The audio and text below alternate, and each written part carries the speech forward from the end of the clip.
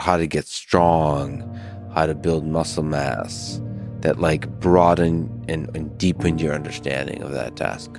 Definitely. And I'll do these in bullet points because if people want the logic behind them and the mechanism, they can listen to that episode. Yeah, it's a really good episode. I'll start with heat and cold really quickly and just say that avoid cold immersion, so ice baths and being in cold water up to the neck, uncomfortably cold, within the 4 hours after a training session that's designed to evoke an adaptation, either endurance, hypertrophy, or strength, because the inflammation that you experience from a hard endurance workout or from a hard strength or a hard hypertrophy workout is the stimulus that you're going to adapt to.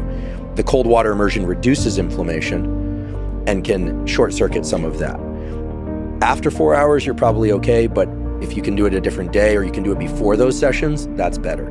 Heat, however, can be done immediately after training, and it's probably beneficial because of the way that it dilates the vascular system and perfuses the muscles and ligaments, etc., with more nutrients. And I should just mention, that was a crucial piece of information. It's a little bit surprising. Was it surprising to you? Absolutely. Because the way I posed the question to him about cold was, I hear that getting into an ice bath or a cold water immersion after training can reduce hypertrophy, but I'm guessing it's not that big of a deal. And he said, no, it is a big deal. It will short circuit your progress.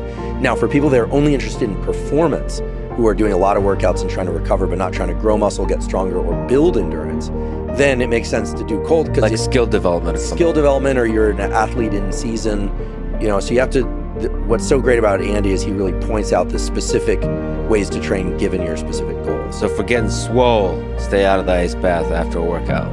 There you go. Lex is always making fun of the meatheads. I love it.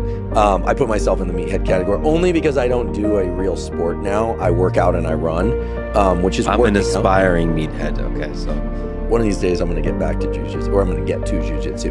Now, in terms of training, he has this beautiful 3x5 concept for strength.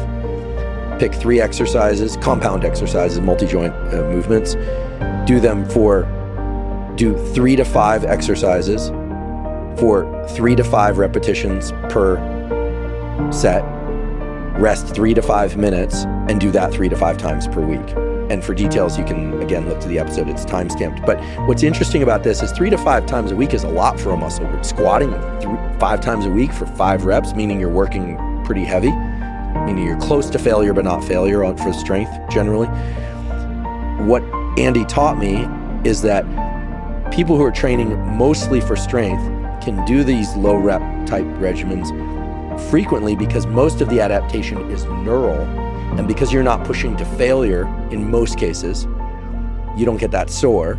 And so it's the motor neurons getting the muscle fibers to contract more intensely or with more efficiency in other ways that's leading to these strength gains. And this is why powerlifters can train every day or 5 days a week or 4 days a week. For hypertrophy, I learned from Andy that the repetition range can be pretty broad. You think anywhere from 6 to 30 repetitions. You should do 10 sets per muscle group per week, maybe even a bit more. So high volume. High volume, but you have to go to failure or beyond in order to stimulate growth. Why does it work at such a great range of repetitions? Well, there apparently are 3 ways that you stimulate hypertrophy, and maybe more. One is micro damage to the tissue. The other is through some sort of tension-based changes in the molecular gene programs of cells that lead to protein synthesis that are distinct from damage. And the other are metabolic effects of like high repetition work of superfusion of the muscle with blood. We know that third category exists because people are now doing this blood restriction training where they cuff off a muscle and they'll use a really light weight. I've done these before. You can use a 5-pound weight and do curls with this, and you are in pain and the muscles are swelling up with blood. It does lead to hypertrophy, but in general, you're not sore, you're not doing tissue damage.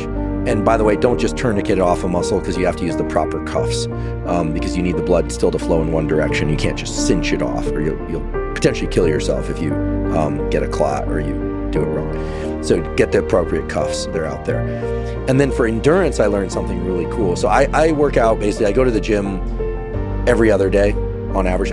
3 or 4 days a week I do that, but generally not 2 days in a row. It's workout, next day I'll do cardio next day. And the cardio for me is always a 30 to 45 minute jog, kind of zone 2 cardio.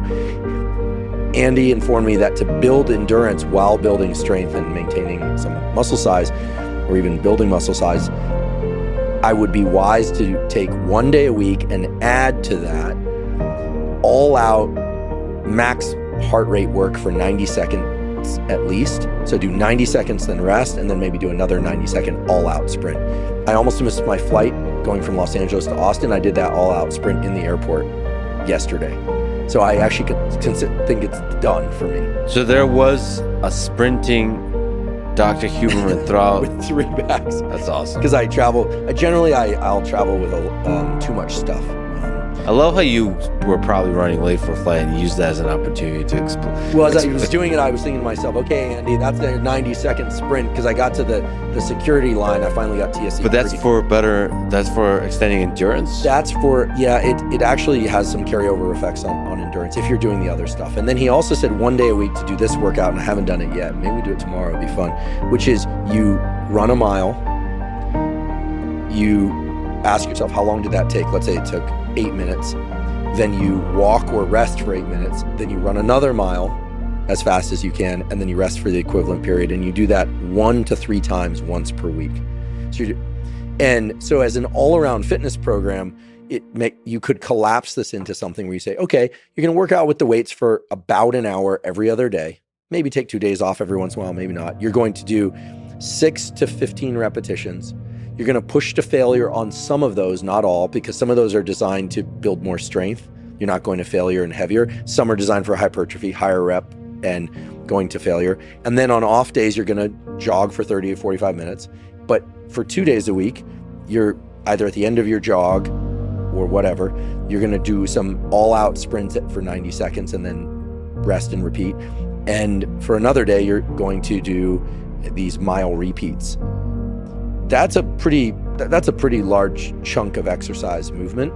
But if you kind of thread through the middle of all that, what you end up with is some decent strength building protocols, some decent hypertrophy, some cardiovascular training that establishes the so-called A base or a so-called base. So you're not going to get really good at anything. You're not going to become a marathoner this way, an optimizing marathon. You're not going to optimize powerlifting. You're not going to optimize hypertrophy. But for the typical person, 75% of people, 75% of the time, they want some muscle, they want some strength, they want some endurance, and they want the capacity to sprint to the security gate without, leaving a lung in the terminal.